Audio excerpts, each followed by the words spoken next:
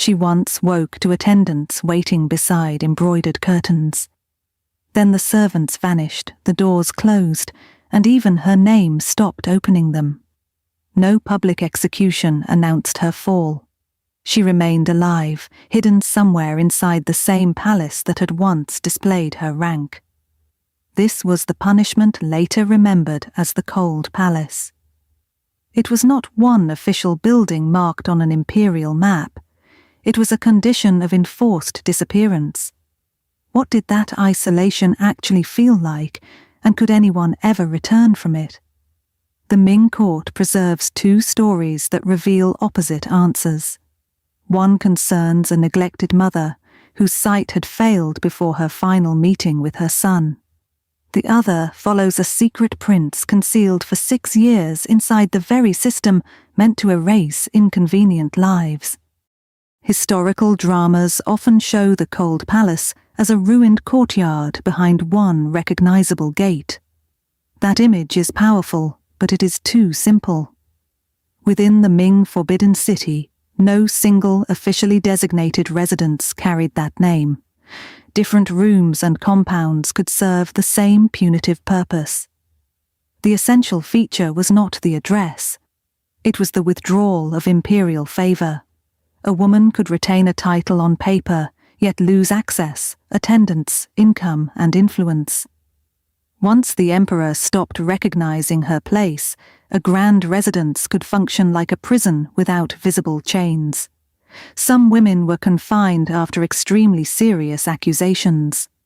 Court intrigue could involve political interference, conspiracy, witchcraft, or violence against another member of the imperial household.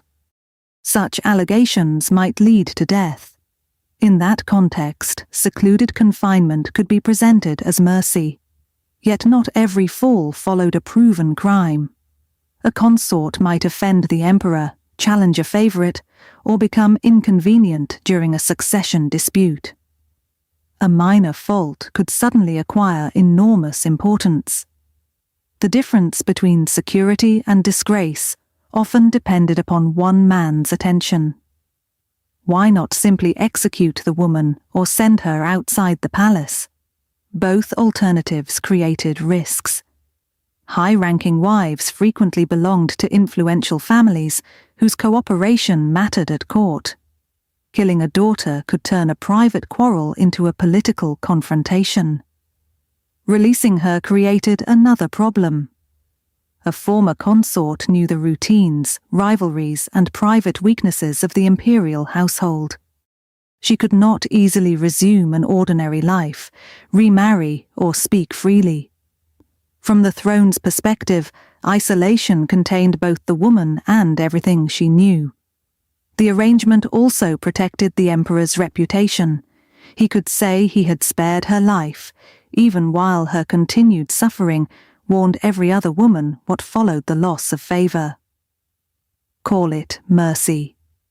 It still worked as control. Within the inner court, rank mattered only when supported by access. A consort could possess an impressive title while receiving no visit, hearing no decision, and influencing no appointment. That gap between ceremonial status and lived power made quiet abandonment especially effective. One early example appeared centuries before the Ming Dynasty. The Book of Han identifies her simply as Empress Chen, though later tradition commonly remembered her as Chen Jiao. Her mother had helped Emperor Wu secure his political position, making their marriage an important alliance. For more than a decade, however, Empress Chen produced no son. Then Wei Zifu gained the emperor's affection and eventually bore him an heir. The empress was no longer only an unwanted wife. Her failure to provide a successor now threatened her political value.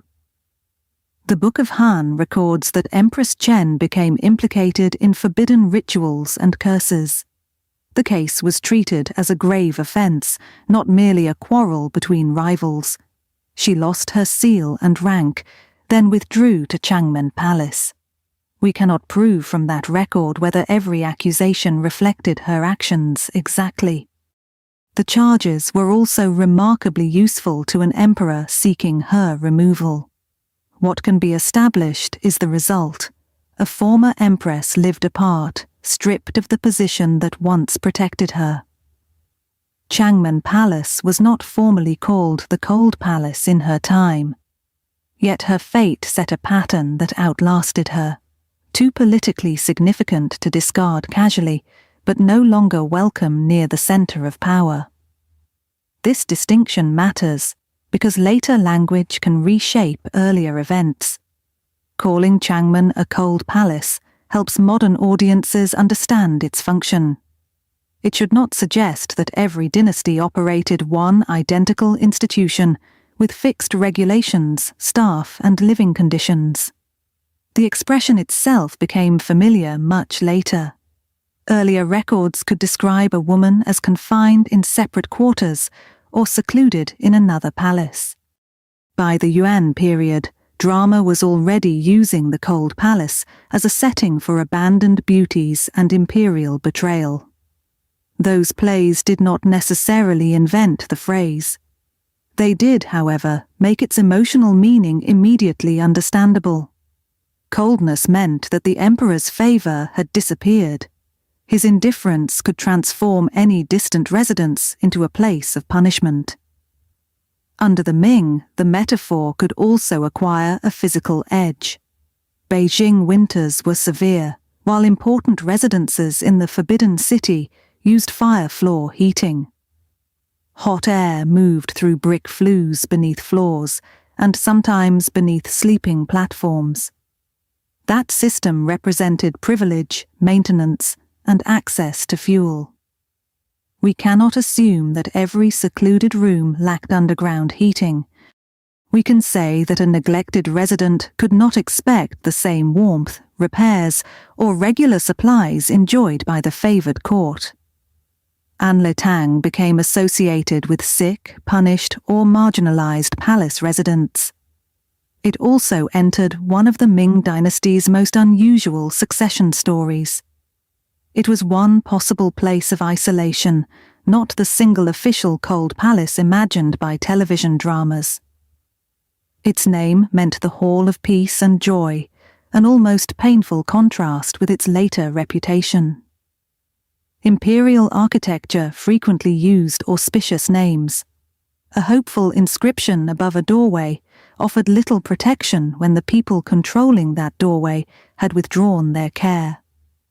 Whatever building received a disgraced woman, the punishment often began the same way.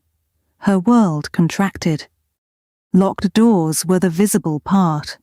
The deeper change was the disappearance of everything that once confirmed her identity. A favored consort might previously receive money, fabric, food, and ceremonial gifts. She also lived inside a network of attendants who dressed her, carried messages, and performed daily tasks. Confinement could reduce that network drastically, and privilege turned into dependency almost overnight. The same eunuchs who once bowed before her might now control her access to food and information. Their conduct could determine whether a request was heard or ignored. Treatment varied according to rank, political connections, and the people assigned to supervise her. Family contact could be restricted severely. Letters, gifts, and visits created channels through which information or money could pass. For an insecure court, even a warm blanket might conceal communication. Isolation was therefore social as well as physical. Unofficially, palace life still ran through loyalty, influence, and payment.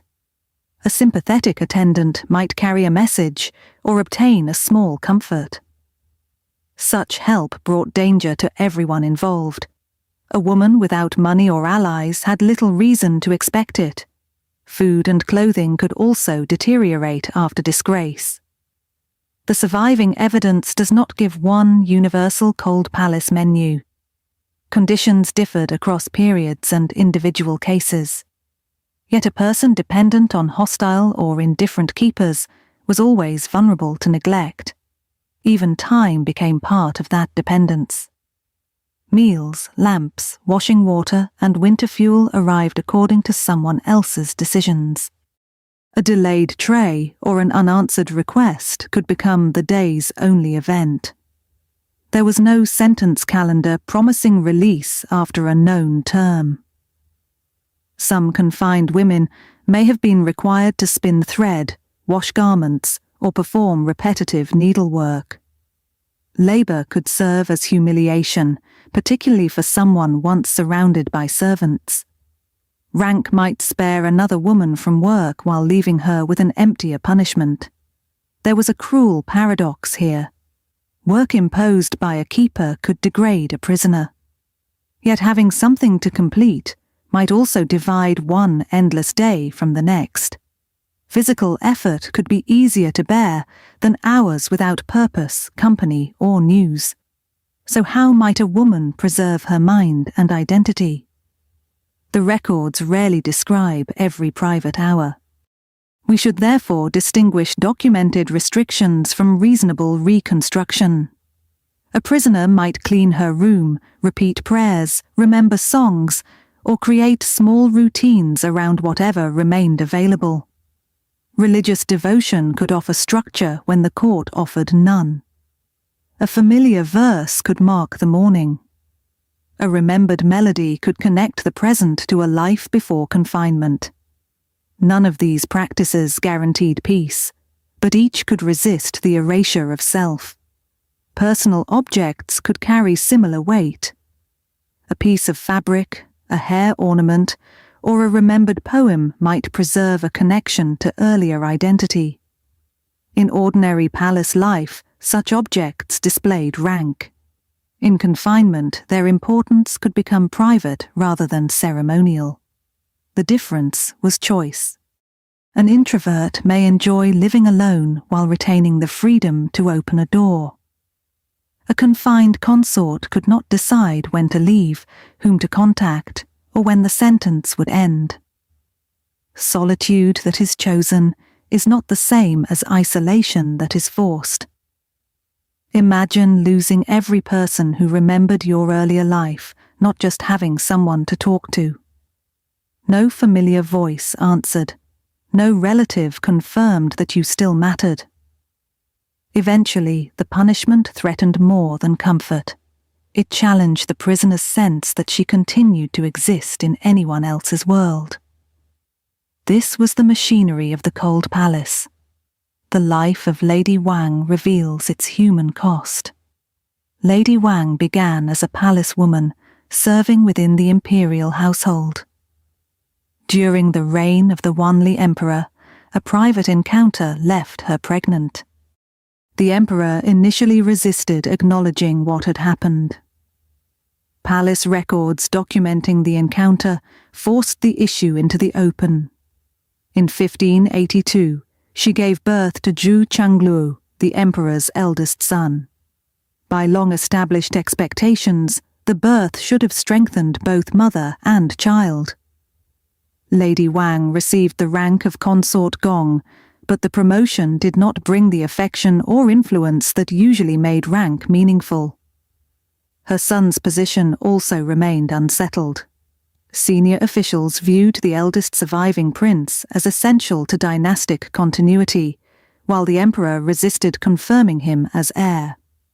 Lady Wang consequently became both politically important and personally powerless, a pressure point in a dispute conducted by men around her. The emperor later favored noble consort Zheng, whose son he preferred. Zhu Changlu therefore stood at the center of a prolonged succession struggle. The emperor could not simply erase his eldest son, so resentment and neglect settled heavily upon the boy's mother. Lady Wang lived at Jingyang Palace, increasingly removed from imperial attention. Its formal architecture remained impressive, yet abandonment made it her personal cold palace. She was not necessarily chained inside one room for every year. Her confinement operated through neglect, restricted access, and separation. Officials continued pressing the emperor to settle the succession. Zhu Changlu was finally named crown prince in 1601. Even then, Lady Wang did not immediately receive treatment matching the mother of the heir. Only after the birth of an imperial grandson did she rise to the rank of imperial noble consort. The promotion looked magnificent in the record. It did not restore the years already taken from her, nor did it reopen ordinary contact with her son. This was another form of imperial contradiction. The court could honor her because her descendants secured the dynasty, while the emperor continued withholding ordinary closeness. Recognition arrived as ceremony, not companionship. By 1611, Lady Wang was gravely ill. Zhu Changlu received permission to visit her. The history of Ming says the palace door remained closed, forcing him to open the lock before entering. Her sight had failed. The record does not say that tears caused her blindness. It gives us something more reliable and more painful. Unable to see the adult standing before her, Lady Wang grasped his clothing and recognized the son from whom she had long been separated. "My son has grown so much," she said. "What regret can I have in dying?" She died soon afterward. Lady Wang had not been condemned for conspiracy or violence. Her misfortune was bound to the identity of her child. She had given the dynasty its senior prince, yet that same birth made her inconvenient to an emperor who wanted a different succession. For her, the door opened too late. But another isolated palace woman entered Ming history because a closed door briefly protected her child rather than destroying him. That story began during the reign of the Chenghua emperor. His favorite, noble consort Wan, exercised exceptional influence over his private life. Later, histories accused her of targeting pregnant rivals and removing potential heirs. Those accusations became famous, but they should not be treated as uncontested fact. Within the traditional account preserved by the history of Ming, a low-ranking palace woman named Lady Ji became pregnant by the emperor. The situation placed her in immediate danger. Palace attendants concealed her condition, while the deposed Empress Wu was later credited with helping protect the child. Lady Ji was moved to Anlei Tang, where she gave birth to Zhu Yucheng. For 6 years his existence remained hidden from the emperor. We do not need to claim that he never saw sunlight or survived entirely on scraps. Secrecy alone placed every person protecting him at enormous risk. Such concealment required more than one moment of courage. Food had to appear without attracting questions. Illness, noise, and ordinary childhood movement had to remain unnoticed. Whether every later detail is accurate or not, the traditional account imagines survival as a collective act of disobedience. The emperor, meanwhile, believed that he lacked a surviving heir. One day, while confronting his age and uncertain succession, he lamented that he had no son. The eunuch Zhang Min finally chose to reveal what the palace had concealed. He dropped before the emperor and announced that a son was alive. The child had been raised secretly and was now 6 years old. The emperor demanded to see him. When Zhu Yucheng entered, his uncut hair reportedly fell to the ground. He moved toward the man he had never known as his father. The Chenghua emperor studied the child, began to weep, and recognized him publicly as his own. The secret was over. Lady Ji received the title Consort Shu, and the child entered the succession. Yet rescue did not produce a secure, happy ending. Lady Ji died suddenly soon after her son's discovery. The historical record preserves competing explanations. One account accused noble consort Wan of causing her death. Another claimed Lady Ji took her own life. The disagreement matters because suspicion is not proof, however perfectly an accusation fits a dramatic story. It also reveals how palace history was constructed. Sudden deaths invited moral explanations, especially when an already feared woman made a convincing villain. A responsible account can preserve the accusation without pretending that later repetition transformed it into certainty. Zhu Yucheng survived. He eventually became the Hongji Emperor, remembered for attentive government and a court that contrasted sharply with the dangers of his childhood. He is also widely remembered as Imperial China's exceptional monogamous ruler. According to the conventional account, Empress Jiang was his only consort. That choice was extraordinarily unusual for an adult emperor. It is tempting to interpret it as a response to the suffering created by his father's harem. Perhaps he wanted no other woman to face his mother's danger. Perhaps he associated competing consorts with fear, secrecy, and death. The connection is plausible, but his private motive cannot be established with certainty. History records the choice more clearly than the reason behind it. His household gave his surviving son a childhood very different from his own. There was no comparable struggle among sons of rival consorts. The boy grew up recognized, protected, and certain that the throne would pass to him. That security did not guarantee responsible rule. After succeeding his father, the Zhengde emperor became associated with pleasure, extended absences from conventional court duties, and the growing influence of favored eunuchs. Later writers often placed his conduct beside Hongji's diligence to create a striking contrast. The contrast should not become a false equation. Hongji's monogamy did not automatically produce an irresponsible heir. Nor can one emperor alone explain the Ming Dynasty's later difficulties. Character, education, institutions, and political circumstance cannot be reduced to one family arrangement. Protection can remove one danger without teaching how to respond to every other one. Hongji gave his heir security that he had never possessed. Security itself was not the failure.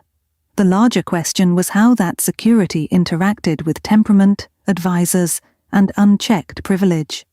Still, the two lives create one last paradox.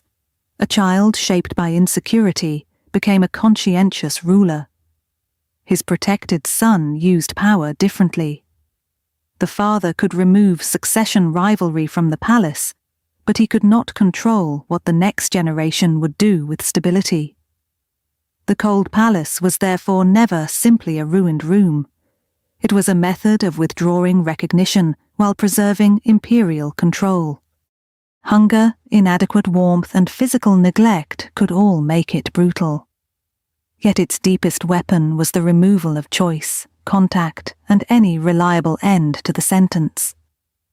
Lady Wang's story shows how a person could keep her rank on paper while losing years with her family. Lady Ji's shows how fast an accusation can turn into palace legend, and Zhu Yucheng's is the strangest of all. A system built to erase inconvenient lives ended up hiding the dynasty's own future inside it instead. So, which part do you think would be hardest to survive? The material deprivation, the uncertainty, or knowing that nobody beyond the door would ever answer you? Tell me which punishment you believe was the most destructive. If you liked this look at Chinese history, please like the video and subscribe for more stories from behind the palace walls. Because the coldest part of the cold palace was never the room. It was the absence of anyone waiting beyond the door.